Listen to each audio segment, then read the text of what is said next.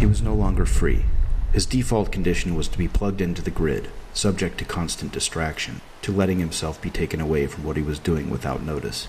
Far from fearing the gradual diminution of privacy, being constantly distracted by others had become a badge of honor for him, an index of his popularity in a world in which nothing mattered more than to be popular, to matter to others, for only then did one know one had value. But sometimes he wondered, was instantaneous interactivity really an unqualified good, worthy of surrendering to unquestioningly? How had his priorities fallen in line with this new unspoken gestalt? How had he come to fetishize technology like everyone else, despite priding himself on thinking for himself? Everything was decentralized now, with few cultural hubs to perpetuate the illusion of a common society. Some people were islands unto themselves, but most conglomerated in packs, in small groups of individuals who supported each other emotionally by being there for each other. The hermits, on the other hand, had no one there for them, and no one to be there for, or so they thought. The truth was, however, that the vast majority of them believed they fit into the same special category, and therefore, in a sense, they did. The notion of society itself was obsolete.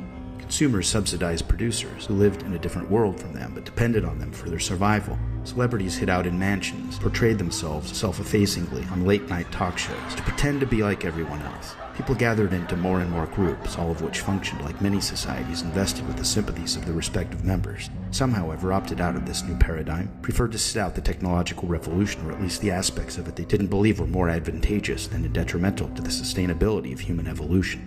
Bookstores, retreats for those who like to gather with others who like to read and hold real books in their hands with real pages bathed in real light, were on their last leg. The technology people took care of that need by constructing virtual shopping malls where thumbnail pages on screens replaced book covers on shelves.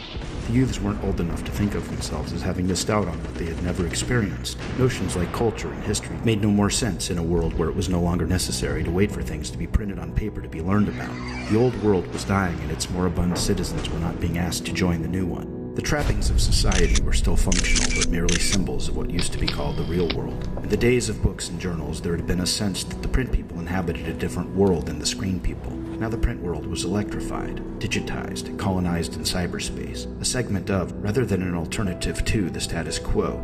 It was all mass media now. People lived on the surface of things, plugged into each other's lives, open books to each other, always communicating with each other. They were no longer individuals, but members of cyber colonies represented virtually, and thus without need of extra mental real estate upon which to conglomerate and drink and carouse with each other, hang out, have fun, laugh, go on vacations with each other's families to tourist traps filled with rich, pale people sitting on plastic chairs looking miserable, wondering if the others were as aware as they were of how mundane and phony the vacation they'd been saving up months for to be able to afford had turned out to be. No, it was they were convinced. It was all in their heads. Everyone else was normal, living together in this normal world where the deaths of celebrities were mourned substantially more than the deaths of great thinkers. Where it was not the what, but the how, not the subject matter, but the style that mattered. A lot of people were saying that all you had to do was turn off your phone and suddenly you were not tethered anymore. This was both correct and incorrect. Correct from the standpoint of being an individual, one was free to disconnect from others and pretend it was still the 80s. Incorrect from the standpoint of being a member of society. If one buried one's head in the sand and refused to use mobile technology like others did, one was considered to be out of the loop.